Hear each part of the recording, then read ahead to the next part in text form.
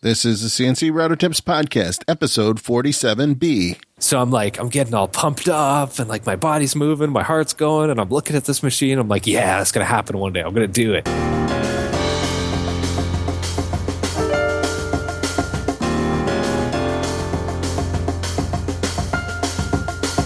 This is the CNC Router Tips Podcast, a show which answers one question from you, the listener, about CNC router tables, CNC software, hardware, web hosting, and business. I'll help you get started in your CNC hobby or business and help you cut through the confusion.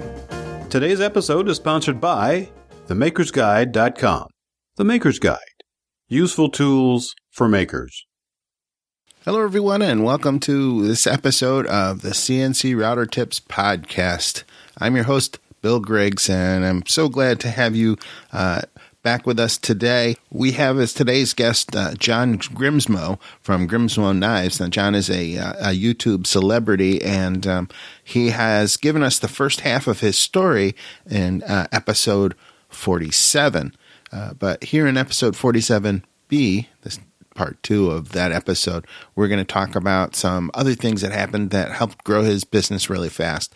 Now, before we do, there's a couple of things that are going on in the CNC Router Tips community that I think you ought to be aware of. And one of them is this series that we're currently engaged in, which is getting several episodes together about starting or converting your CNC hobby into a business. And so we've been trying to pack in a lot of things that apply not only to CNC router businesses, but to all small business startups. So I think you're going to enjoy these. And as a result of that, these episodes are going to be coming at you a little bit faster than normal, with a little less time between each episode. And that's so that we can pack as much information in as quickly as possible, so that if you've decided that you want to go forward and start a business, you'll have the tools at your disposal to do so. And one of the really cool things about the CNC Router Tips community on Facebook is that we have been growing very rapidly. We're nearly at 7,000 members already. As you know, we were just at 5,000 members at the middle of December. And here it is, just the middle of March, and, we're already just cranking along. One of the members that I am really impressed with has been Father Ed Jansen.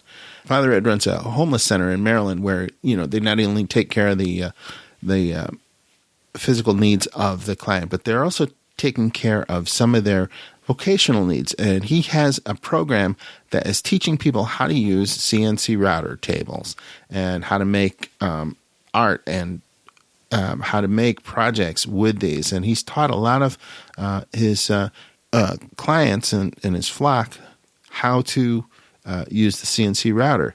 And they've been going pretty much nonstop since they got started a little over a year ago. And unfortunately, their router table just broke. And so several members of the community put together a GoFundMe campaign to try and get his router table repaired, or maybe buy him another one, because, just working off of the one router table with as many people as he has really slowed the process of how many people they can teach at one time.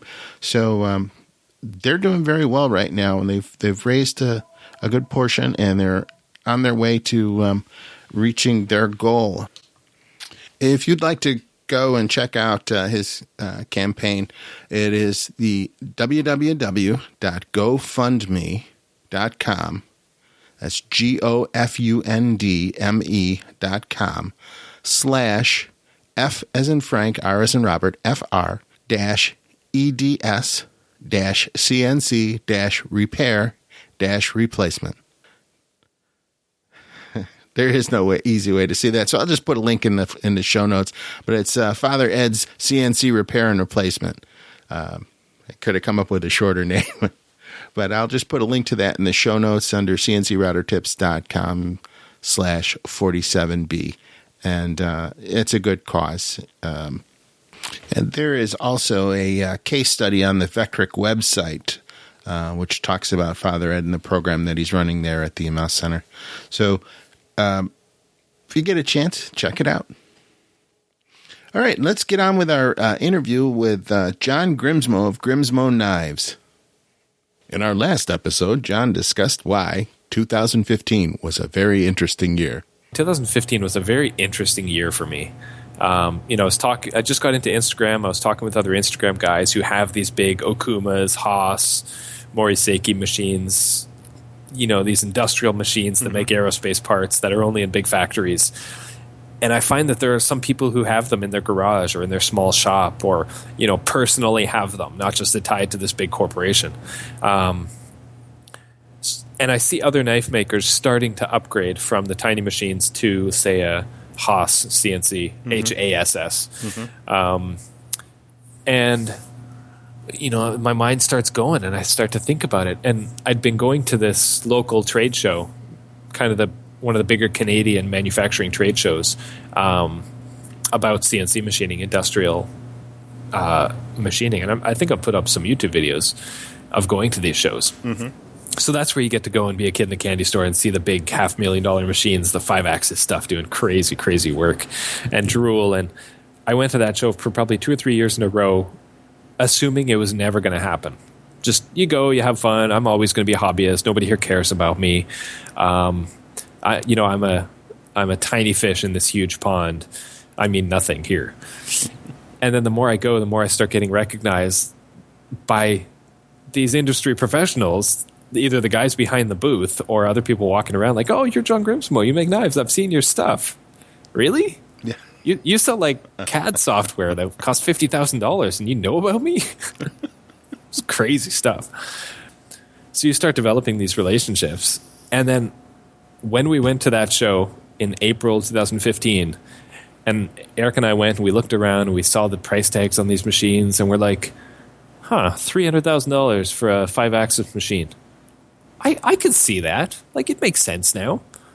I guess our revenues, they weren't much, but they were finally to the point where you're like, if you made enough product, I can see how you could pay that off. And it takes a certain amount of business to get to that point where you realize, and it makes sense. But that show, I remember seeing a $300,000 price tag, and you're like, I know it's out of my league, but I get it now. Like, it makes sense. Yeah. I'm not looking at $5,000 machines anymore. So that show ruined me because now I was tainted, and I needed to make something happen. So from that day, like, I had started a workout routine in the morning, and I was into kind of morning rituals and trying to figure out how to grow my business and how to not go crazy at the same time, which is probably a whole nother conversation in and of itself. But I remember specifically I used to have a picture of a Haas mini mill, which is like a $50,000 machine, up on my wall. And while I'm doing my workout, my push-ups, my jumping jacks, whatever, I'm looking at it and I'm thinking that it's going to be mine one day. So I'm getting all pumped up and like my body's moving, my heart's going, and I'm looking at this machine. I'm like, yeah, it's going to happen one day. I'm going to do it. So I did that, every other day for months. Yeah, I haven't mentioned it on the show, but I use the vision board too. Yeah. And yeah, you don't know just how important it is. Matter of fact, now nobody else can see this. Yeah, we're on Skype right now, so I can see his video. He's showing me something. Tormac CNC is up on his vision board. And it's now in the garage. Yeah, you have it now, right? Yes. Yeah. It's awesome. That's fantastic. Yeah. And I realized that tying a vision board with workout, with physical activity, because you're pumped, you're like excited, you're good. If you just sit there in a quiet room and stare at it, it's different. I've found. Yeah. Yeah, I agree. There's got to be some action or some emotion or thought in with it to work. I know we're getting all new agey on everybody out there, and they're like, what are these guys talking about? Hey. But I can't argue with the results. Exactly. Now I'm going to go off the deep end for just a second. I don't know if you've heard this story, but there's a book that I love called The Answer. It's by John Assaraf and Murray Smith. There's a story in there. They just moved into a brand new home, okay? And the father and son are going through some boxes because he's getting his office set up and everything, and he hasn't, opened these boxes. And the kid sees one. It's And he says, "Hey, Dad, what's in here?" And the dad says, "Oh, those are my vision boards." He says, "Oh, I haven't seen these in a while." So they rip open the box, and he pulls out his vision board that he had on his wall, which had pictures of things that he someday planned to own as he grew his business or whatever, or things that he needed or knew he wanted in some way, like a trip or whatever. He pulls the vision board out and he starts crying. And his son is like really confused, young son. And he says, Dad, what's the matter? And then his father tells him about this story as he was building up his business from nothing. He had gone through a couple of books, that showed high-end homes and things like that he wanted. And he had clipped out a picture of a house, and he had put it up on his vision board.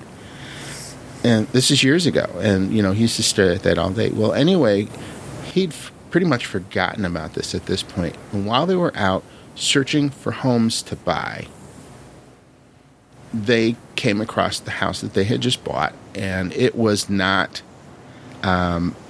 intentional in any way, shape, or form.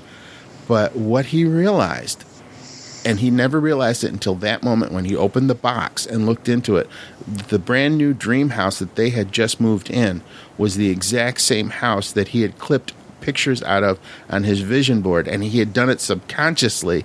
Yep. And, now it all came home to roost for him. So, there's something real in this. Yeah. Yeah. Absolutely. Yeah, I remember that story from the movie The Secret. Yeah. So, So, take what you will from that lesson, but it's worked for me. It's obviously worked for John. There we go. So, at the time I was staring at this Haas mini mill, and I assumed I would put it in my garage at home. Now, our garage has a cistern underneath it, a water tank, and the concrete is only like 4 inches thick, and it's empty underneath with a water tank in a basement, and it's cracked all over the place. So I'm like, can I even support the weight of a bigger machine in this garage? So I had the Haas guy come in, and he'd check the floors, and he's like, well, maybe we could put a big steel plate under it and support the weight, spread it out a bit. Okay, can we even get it through the garage door? That's the other thing. Well, if we take the tool changer off, we could probably do that. And can I even get financing for this machine? I've run my business so tight for so many years. Our credit is well used, let's say. Good credit rating, but not good credit availability. So, even getting financing would have been really tight. And all this stuff, et cetera, et cetera, et cetera.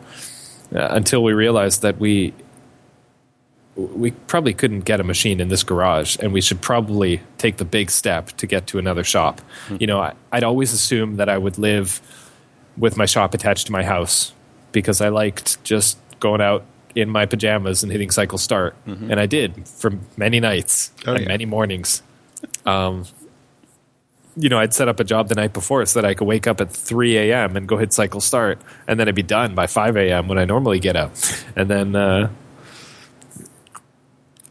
so I knew it would be a huge change, a huge difference to move to a bigger shop. It would change our family dynamic. It would probably change the relationship with my wife, with my kids. And it has in some ways for sure. We're certainly stronger now than we ever have been before, but it was a big adjustment. Mm-hmm. So we looked around for shops, and we live in a fairly industrial area, which is nice. A lot of small shops, a lot of auto shops, a lot of paint shops. So for about a month, we worked with a broker, and we found this shop that you came and visited last week, and it was an absolute dump at the time. Like, the floors were an inch thick with dirt and grease and sticky, and it was just dirty and poorly lit everywhere, and all the light bulbs had dust all over them, and it was dark and gross. But hey, it fit our budget. It was $1,100 a month. It was available. And so Eric and I spent 1 month renovating it. Yeah. And you showed all of that on video as, power washing the floors multiple times. And Yep, exactly. Yeah. And, now we've got the shop painted, bright white walls, painted gray floors. We cleaned it all up, put some more lighting in. Really happy with how it is right now. If I were to go back and do it different, which I couldn't have done at the time, but like if I had a little bit more money during the process, I would have had somebody else renovate the shop for me. Yeah. Because that downtime was a killer. Like we made very little money during that month. Mm-hmm. Yes, we saved money, not paying for the work and doing it ourselves. But if you have a business where you're actually generating revenue and you're thinking of taking a month off just to save a few bucks, it's probably not worth it, or at least run the math. Yeah. If one day we're thinking of moving to the next big shop, bigger, I'm thinking we need to stay here and work while somebody else renovates it. Mm-hmm. And then we can move in like 2 days and not be down for very much at all. Well, when you moved to the larger shop, now you started with just the Tormach equipment in there, and you hadn't gotten the Moriseki in yet. We had purchased the Mori already. Yeah. Like we signed the paperwork, we made the deal for it before even finding a shop to put it in. Now, this is a big machine that will not fit into a garage at home. No. Although a friend of mine has one, same machine in his garage at home, but he cut a hole in the side of the wall to forklift it in place. Yeah. I saw one guy built a pad outside of his house and then just framed it in around it. Where there's a will, there's a way, man. Yeah. So we moved in. We had put all the Tormach machines in here and got right to work, and knew that delivery of the Mori would happen within the next month or two. Mm-hmm. So, from that trade show that we went to, we saw the big machines. We started talking to the dealers and the salesmen and all that, and they'd start coming by our shop in our house out in the sticks. Mm-hmm. And they're like, yeah, I heard this was a CNC machine shop. I'm looking to, be a salesman, and trying to sell us machines, giving us brochures and pamphlets. And it was funny seeing their face when they walk into this tiny little garage stuffed full of small CNC machines, and they're like, this is a CNC machine. I guess it is a machine shop. Yeah, I'm just used to going to big aerospace places. Mm-hmm. Yeah. Totally different. And I think the wise salesman of the future is going to start realizing that, because this is going to be more and more common. Absolutely. Yeah, that's my feeling. We can discuss that some other time or whatever, but I do think the cottage industry is on the rise. So absolutely, yeah. I mean, we're proof of it, and we're documenting the process and hopefully inspiring others to do it as well. It ain't easy. No. But, I wouldn't have it any other way. Oh, yeah. Yeah, this is very cool. So now, this new machine that you have, you're standing in front of it, but folks can't see that because there's no video. Is quite a departure from what you were previously using from a power standpoint, feature standpoint, programming, and everything. So, I mean, you don't get that in your shop and start using it the first day, do you? Well, okay, I'll run through it real quick. It weighs 10 times as much as a Tormach, or 10 times more than a Tormach. It costs more than 10 times more than a Tormach does. All in with the probing and everything, chip conveyors, about $145,000 US. Mm-hmm. It weighs 15,000 pounds, has a 30-tool changer. The Tormach has a 10-tool changer. Rapids are 1,400 inches per minute. Tormach is 140 inches per minute. Mm-hmm. So it's 10 times in every single way. Mm-hmm. And it makes parts faster and better. And it has a 20 horsepower spindle versus the Tormach's 1.5 horsepower spindle. Yeah. So the goal of it was to make more parts faster, more accurately, less problems, less headaches, more automated, and just to, not only increase the quality of our product, but to help us get more knives out the door. And the huge benefit we found from it is it reduces our finishing work considerably, because the Tormach leaves a good surface finish, but there's a lot of hidden chatter and a lot of just rigidity issues with the Tormach machines that once you get to this level of awareness, you really start to see. And Eric is spending, an hour on each knife just polishing out the tool chatter. Mm-hmm. Whereas on a machine like this, the parts go right into the vibratory tumbler and it's good to go. Mm-hmm. So all those little things put together really made it... I was able to justify it to my wife. Let's say that. Yeah, and that is the same case with every machine. Now, if we put it into perspective with CNC router world, and when I say this, I'm not denigrating any of these products, but a Shapeoko, for instance, or an X-Carve is a very beginner machine, very lightly built. It will do what it's supposed to do in that price range. When you step up to something like a Cam Master or an Onsrud or any of the big commercial machines, you've got a totally different prospect. It's going to weigh many times more. It's more rigid.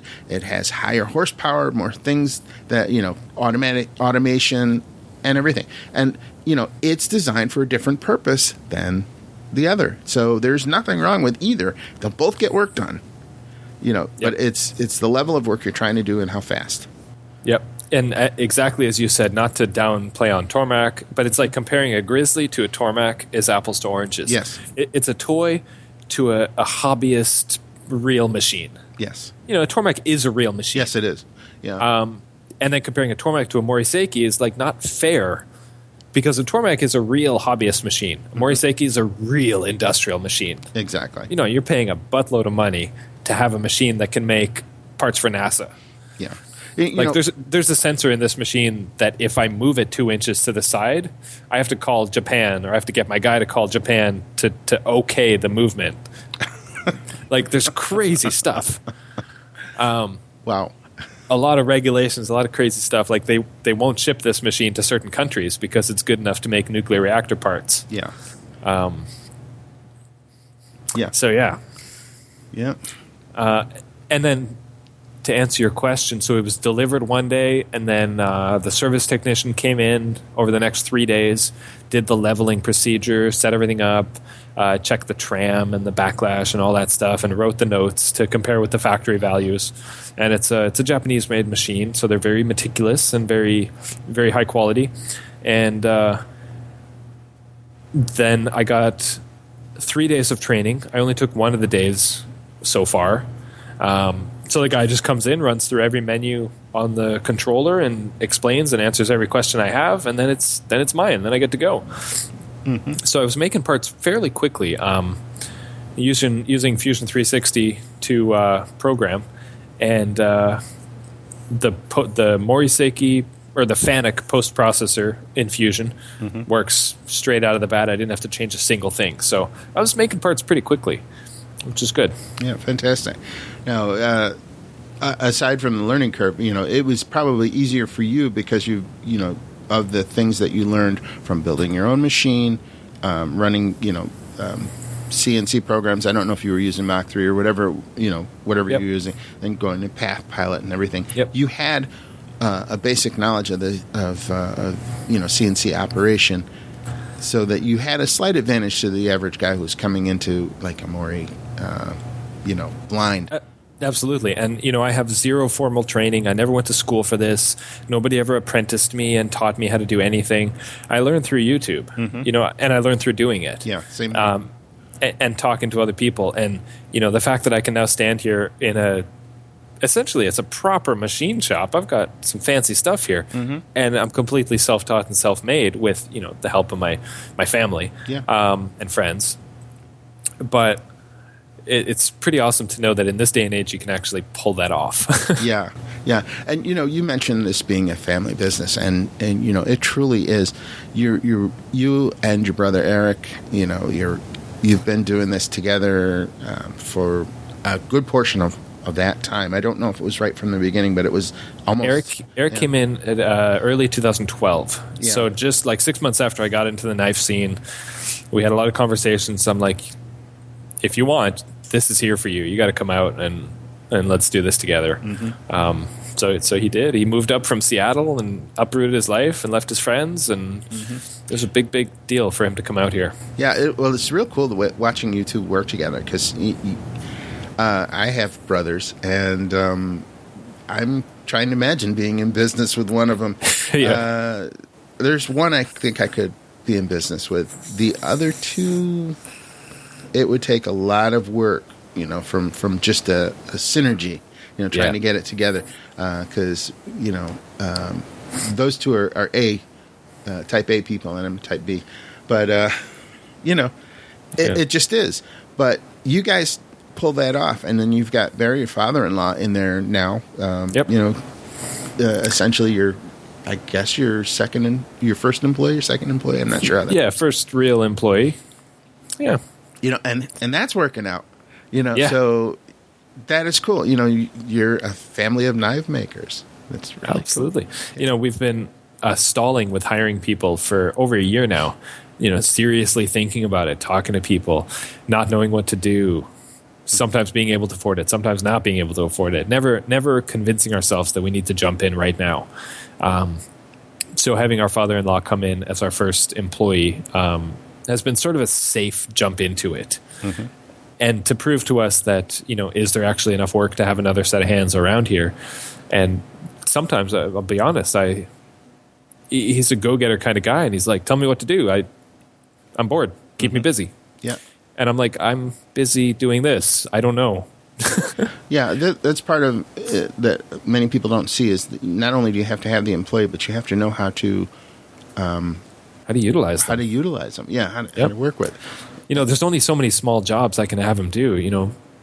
Put together this shelf, clean this thing, sweep the floors. Mm-hmm. He kind of does those naturally now, but now he's loading pallets for the machine. Now he's learned how to do the heat treating completely on his own. Mm-hmm. He can do deburring. We're teaching him some of the more serious jobs. Yeah. And it's taking a huge workload off of our plate. Mm-hmm. Because we need to be willing to share not just the knowledge, but those jobs so that we don't have to do them and we can grow. Yeah. And it's going to come. It's like everything else you've done incrementally, step by step. It's going to come. And it's exciting watching this process. I encourage you to continue making videos. I don't know if that fits in your plan, but I really, really want to continue making videos. I'm at the point now where sitting down for 3 hours and editing a video is not a good use of my time. Mm-hmm. Yeah. So I hope to be very soon at the point when I can hire a video editor. Like I'd ideally like to hire a full-time video person, media kind of run the website, take pictures for social, and film and edit our videos so that we can pump out. If I could do 3 videos a week, I'd be thrilled. Mm-hmm. I love filming videos. I love talking on camera and sharing the process. I can't do it all myself anymore. Yeah. The business has become too needy. So what's next for Grimsmo Knives? Well, I want to grow. We've been such a tightly run company for so many years, profit-wise.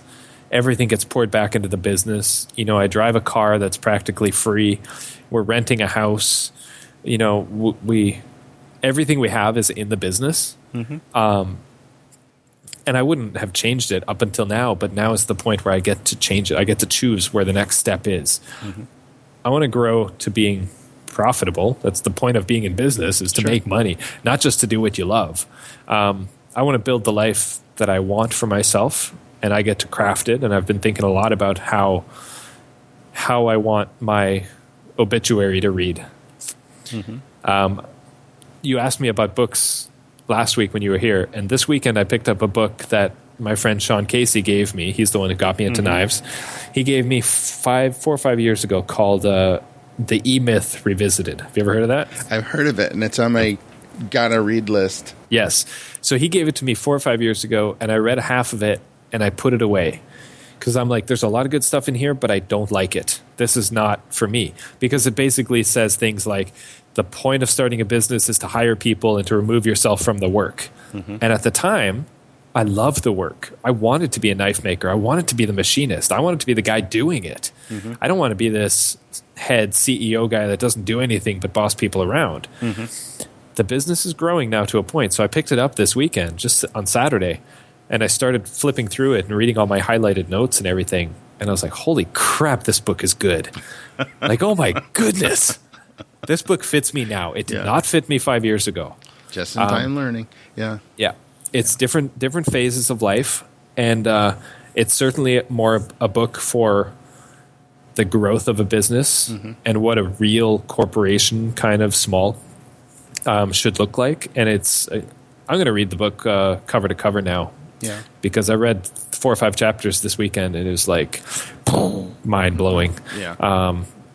And I want to do what this book says kind of thing. And one of the things is, imagine yourself at the end of your life looking back. You can plan that now. And you can picture it, You can make it do exactly what you want it to do. Yeah. So, yeah. So what's next is growth, prosperity. Hiring people is almost definitely going to happen. I want to put out more videos, and I want to continue to be the guy, the guy who's sharing information and who's happy and friendly and willing to shake hands and take selfies at shows and go around and do speaking gigs and just be the awesomest self I can possibly be. And if I can have a shop of people who are doing the work under my control, and I can sort of remove myself, then I can become marketing. Yeah. And I mean, the brand is me and Eric, but mostly me, if I'm honest. Yeah. And I want to maximize that. Yeah. I compare you to another machine shop that I've seen. They make trumpets. I don't know if Harrelson. No, well, Harrelson's cool too. I was going to mention Monette. I don't know. I just know Harrelson in the trumpet world. Yeah. Now the Monette Trumpet Factory makes trumpets for some of the big stars in music. Wynton Marsalis. Arturo Sandoval's playing a Harrelson now, so he's not. He no longer has one, but he had one. Anyway, you name these people, but they have an entire machine shop that is full of trumpet players who are machinists. Whoa. Yeah, they're out in Portland, Oregon. And it's essentially the next step that I envision for you. Someday you'll have a factory full of knife enthusiasts who are machinists running your thing. Now, what's cool about Monette Trumpets is when he produces one of his 14 horns for the year. Okay, and the artist comes to get it. They go through all this, fitting of the mouthpieces. They don't just settle on one mouthpiece. They make the perfect mouthpiece. Wow. For that horn, that player at that stage.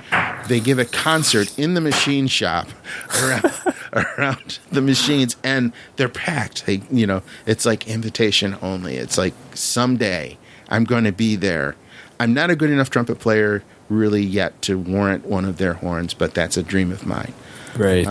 And it cost about what a Tormach costs, the part maker.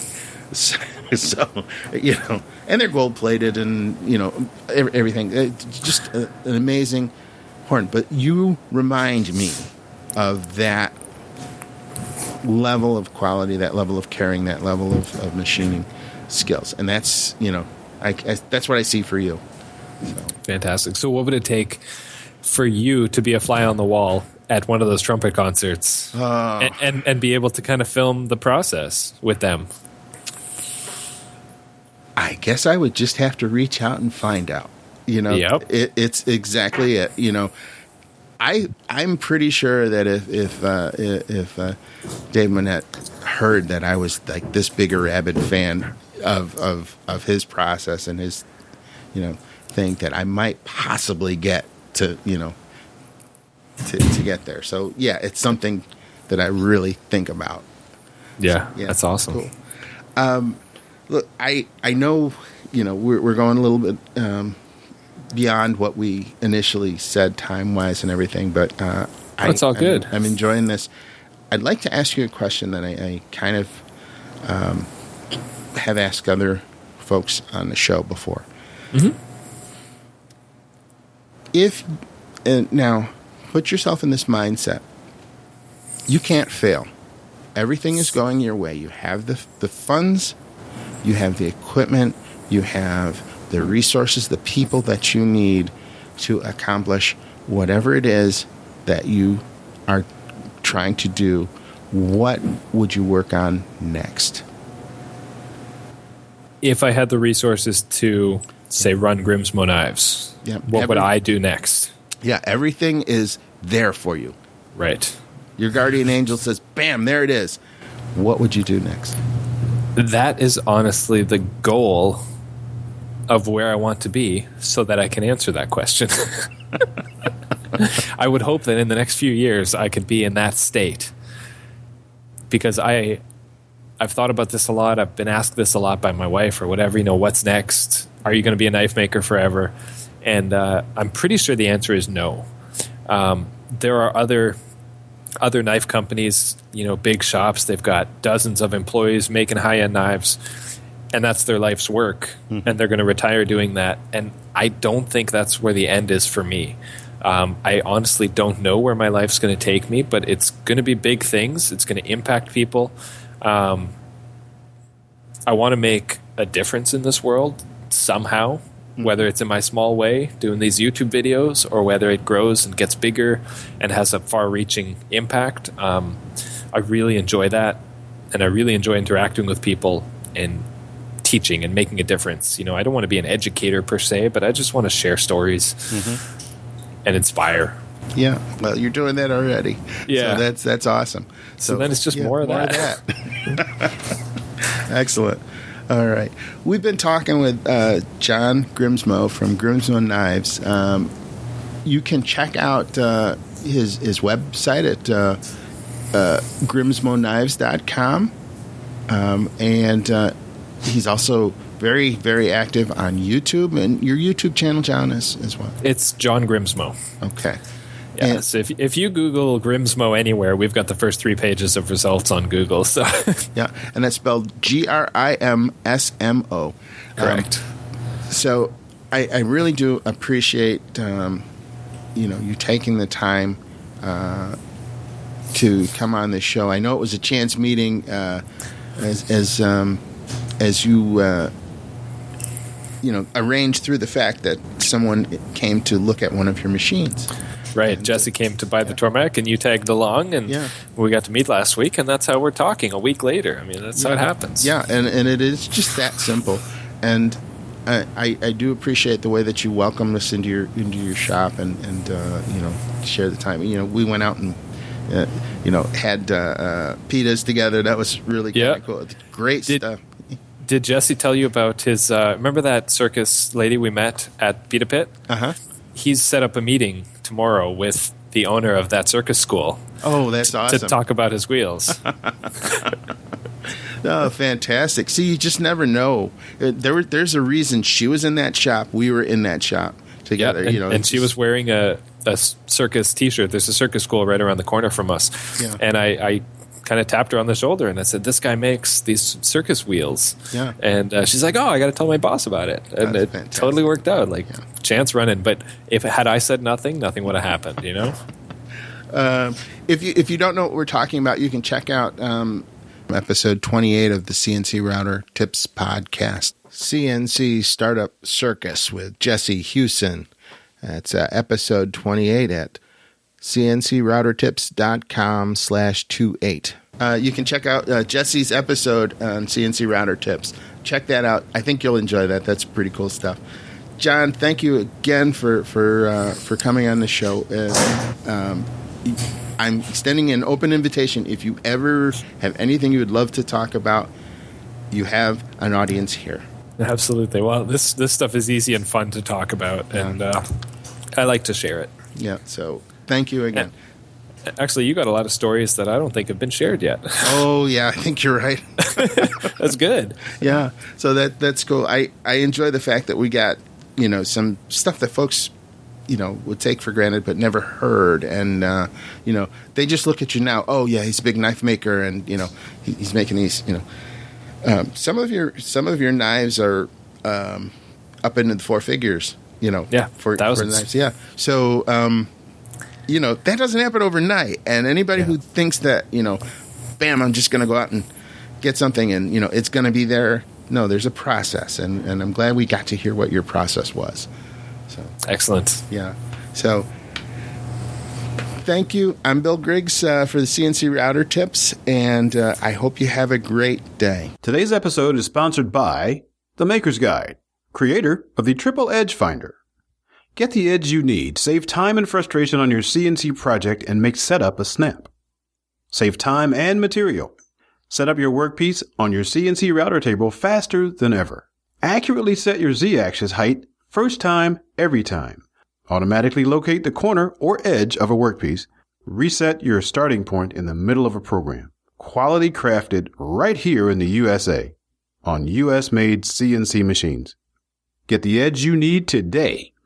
Go to www.themakersguide.com/edge. The Maker's Guide. Useful tools for makers. Hang on a second, everyone.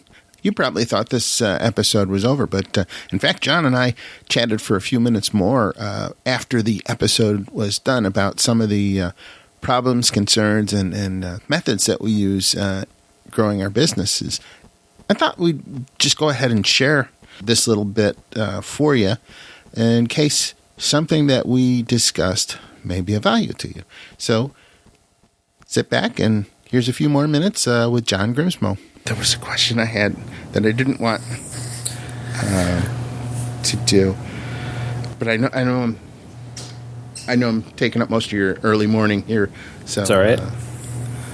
When you decided that you were going to go up to the Nakamura and the Mori, now I assume that you're leasing these, or you're yeah okay. So the insurance that you had to have must have gone up quite a bit. Correct. On that. So before them, we didn't even have really business insurance. Mm-hmm. I think we got it a year or two ago.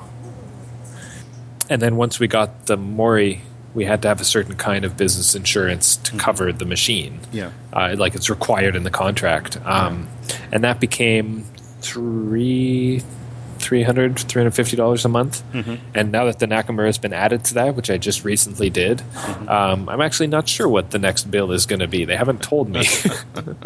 Yeah. Worst case, it's going to double, but hopefully not quite as much. Mm-hmm. But that's cost of doing business. I mean, yeah.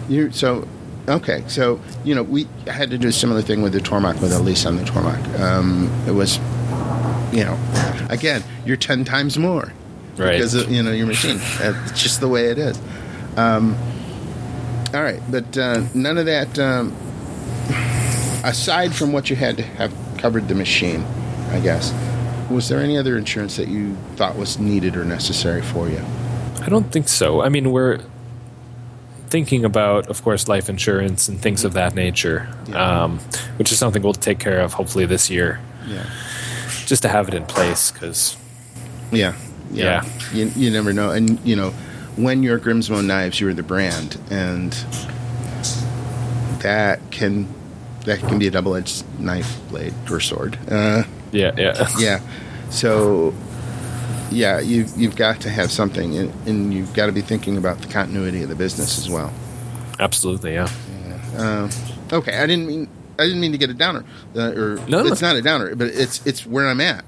In this process, and you've already been there, which is awesome.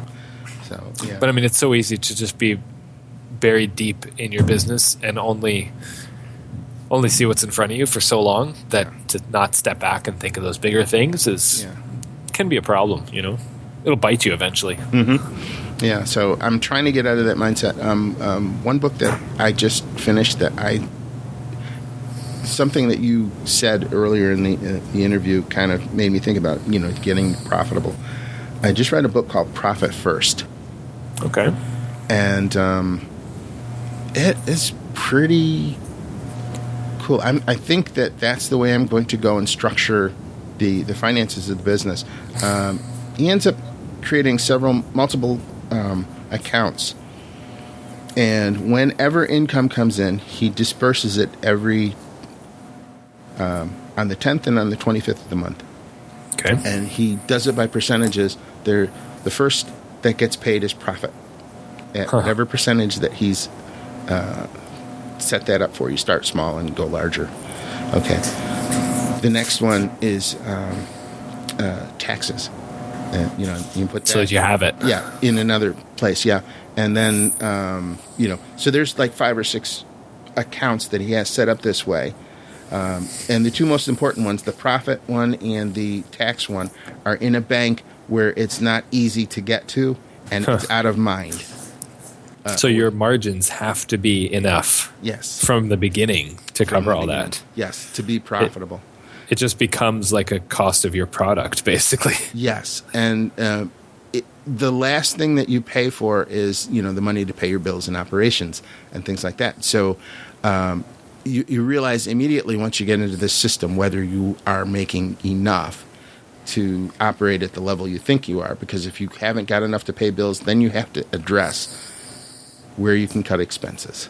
Mm-hmm. And it's a really good book. Audible, if you... Oh, yeah. Yeah. Do that sort of thing. But really good sound advice, and it seems to be working for a lot of people. Now, how do you find when listening to a book? Do you take notes? Or... Yeah. Because with a paper book, you write in it, which is good. Mm-hmm. Or you can take notes or whatever. But with Audible, like I listen to it when I'm driving, when I'm doing stuff. Yeah. What do you do? Yeah, I take notes. Like you probably hadn't seen it, but I've got this journal, and it's just full of things that I do. So like, I might listen to it like in the car, and not be taking notes, but I know that there's something there I wanted from it, and I'll try and go back and find that section, and I'll just jot down that one section because it's real easy. The app that I have, you can listen to Audible at like 3 or 4 times the speed. So you could find the spot quickly. Yeah. Oh, interesting. So you go back and you write it down, especially if it's something that I can take action on. That's the only kind of notes I take, action notes. What can I do right now that will have an impact? Like I got something I got to do in Facebook this morning. That is, it's going to take a short period of time, but I can do it, and it's done. If it requires thinking or designing or creativity or that other stuff, that's not what I'm writing down. Yeah. Interesting. Yeah. I like that. Or even like long-term, just good ideas. Yeah. It doesn't maybe need to be written down and said and repeated over and over again. Yeah. Another thing I've got I carry my iPad everywhere. I'm surprised I didn't take it in your shop, but I have that. I've got a thing called Big Ideas. Okay. It's just in my notes. Whenever these wild hair ideas come into my brain, I just write it down. I may not ever go back to look at it that day or that month or that week, but it's down there. And so when I'm looking for something to do or some project I can look at, I'll go periodically and look back through the big ideas. Oh, why didn't I implement this one? This one was good, and it's not hard, and so that's kind of one of the things. Absolutely. Yeah. I think we talked about David Allen's book, Getting Things Done, right? Yeah. Yeah. So I haven't read much of it, but I've read enough of it to like love the theory behind it. Yeah. And I've got this app called Trello. Yes. Have you ever heard of that? Yeah. Yeah. So I use that to implement my kind of getting things done lists. Yeah. It's good project management software. Yeah. Yeah, it is. Yeah. I've tried several different ones, and that's the easiest, freest, simplest one to do. Mm-hmm. So I've got my, next action to do at the shop, next action to do at the computer, my buy list, my grocery store list, hardware store list. So that when I'm in the hardware store, I just look at this list. Could be any hardware store. Mm-hmm. Kind of get the ideas out of your head and onto paper. And I've got one called Brain Dump that's just any idea. Yeah, I do the similar thing. Now, this is weird. Since I got to Tormach this year, I have not done a brain dump, and that's unusual because I usually do it in January. Now it's February, where I just dump it all out and try and figure out what I'm doing. So thank you for reminding me on that, because I know in a few months that'll be critical, and I'll be like, what was I thinking? Yeah. So I've got to do that. Maybe I'll do that tomorrow. But yeah, there are so many different little tricks and tips that I'm learning from different people and how to how they process work and how they think about work. It's funny how there's so much more to business than just making the product. Yeah. But in the beginning, I'm sure most of your listeners, they have a product in mind, or at least something they want to do, like get a router. I don't know why yet. Yeah. But to run a business, I wake up at 5 a.m. and I got 2 hours to myself to either, I started meditating 14 days ago, and do my exercise. I do journaling. I've tried it all. Yeah. It's funny. everybody talks about meditation. You're actually doing it. I haven't committed to that yet, but yeah, I can see it happening at some point. Yeah. The other thing is, you mentioned this, and you're already transitioning into the mindset of a CEO. Mm-hmm. I did an episode where we were talking about, how much should you charge for your work and things like that. And I got some stats from CNC Zone and a few other places that was what the machine shop rates were around the country for a machine shop, the hourly rate that you charge. I also got stats for how much the machinists are paid. Mm-hmm. Okay. And so a person who owns a CNC, like a Tormach or a CNC router table or whatever, they're actually the CEO. They're the shop owner. Mm-hmm. Okay. But the problem is most of them have the mindset that they're the machine operator. Exactly. And so they're like, well, yeah, I made that sign, but I can only charge like this for it because that's all people will pay, not realizing they're leaving so much money on the table. Right. So they're charging you like $30 an hour machinist rate, not $75 an hour shop rate. Is that what you're saying? Yeah. And the surprising part was the shop rates nationwide, the shop hours were between 75 and 150 an hour. 75 was the low end. Yeah. Over $150, when you start thinking about that, if you're charging $100 an hour, $150 an hour for your work, then, that opens up so many other projects and so much other profitability margins and things like that, where it's actually worth your while to do stuff. Right. Versus, I'll make a couple of signs for the farmer's market or whatever. That's one viable thing, but it's not. That's to get your foot wet, your feet wet. It's not to build on. To build a business, absolutely. Yeah. So, anyway. And depending on who your clientele is, which you can cater and find over time, sometimes you'd be surprised. You'd be surprised what you can charge. Oh yeah. Yep. If your clients aren't able to pay for what you need, then you need to find new clients that are in that range. They're there.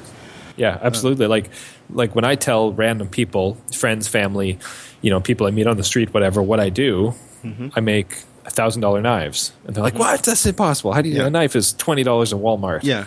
How can you charge $1,000? Well, I've got people banging down my door to get a knife at $1,000. Yeah, and I've got back orders. Yeah, they're out there. Yeah, that's the thing.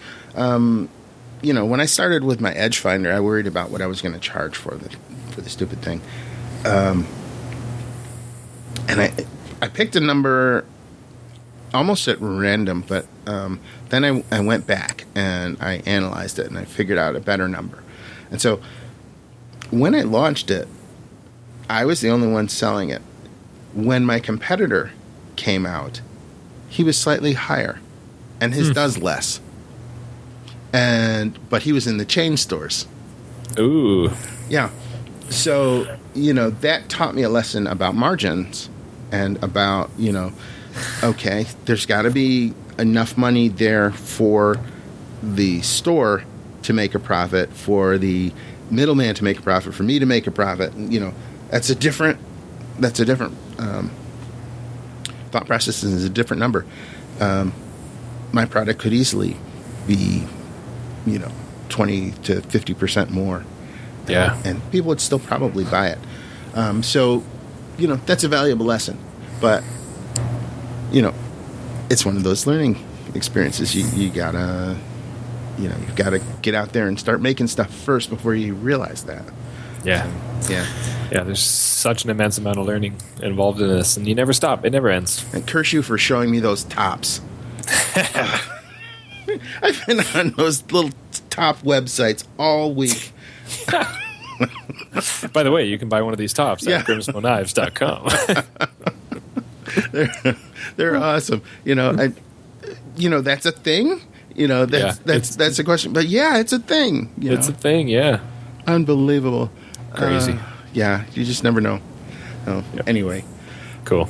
All right. I'm not going to take up any more of your time today. Sounds good. In the hopes that someday, you'll want to take another call from me, and we'll just sit and chat about whatever's on your mind, man. It's been a pleasure. Like I said, big fanboy. No problem. About it, and I hope you keep doing what you're doing. Yeah, it's been a blast. It's good. It's good to talk, good to share. Yeah. Like-minded people. If you want to post up this last little bit as a bonus footage, you could do that too. Sure. Yeah, that's really cool. I mean, it's a good conversation, and it's one some people would like to hear. So yeah, very cool. All right, well, excellent. Thank you. Hey, tell everybody in the shop I said hello, and thank you. I do not know if I'll be coming with Jesse when he picks up his machine, but I think tomorrow. Yeah. Oh, he's that fast. Wow. Yeah. Yeah. So I definitely won't be with Jesse. I don't know if he decided to put in a door or not. Mm-hmm. He was talking about actually cutting a door into his workshop to put it in. Yeah. So I'll have to ask him about that. Anyway. Cool. Okay. Have a great one, John. Take care. You too. Bye-bye. It's good talking to you. Bye. I often mention many different types of software during the episodes, and hardware and cutters, and it can get a little confusing. So what I did was I put together a page on my website, cncroutertips.com/resources. And on that page, I list all sorts of resources there, from books to tools to software, all the things that I use that make my CNC experience better and easier. And I hope you'll check it out. So again, it's cncroutertips.com/resources. Now, if you'd like to have your question featured on the air, here's how. Need help? Ask me about your CNC router question on my podcast, the CNC Router Tips Podcast. I'll be glad to help, or try and get you the help you need. I want this podcast to be a fun and personal experience for everyone, and helpful. So let's keep it real and ask sensible questions. Please use common sense and show courtesy to everyone. That way everybody wins. Here are some guidelines to ensure that your question is qualified to be featured on the show. Please keep your questions under 1 minute in length. If it goes a little over that, that's fine, but don't ramble. If you have a website and URL, you're allowed to share it, but only once during the recording. Spammy or disrespectful or deeply private questions will not be considered for the podcast. If you need to ask more than one question, just make each question a separate voicemail. Okay, fantastic talking to you again. I'm Bill Griggs for CNC Router Tips. I hope you have a great day.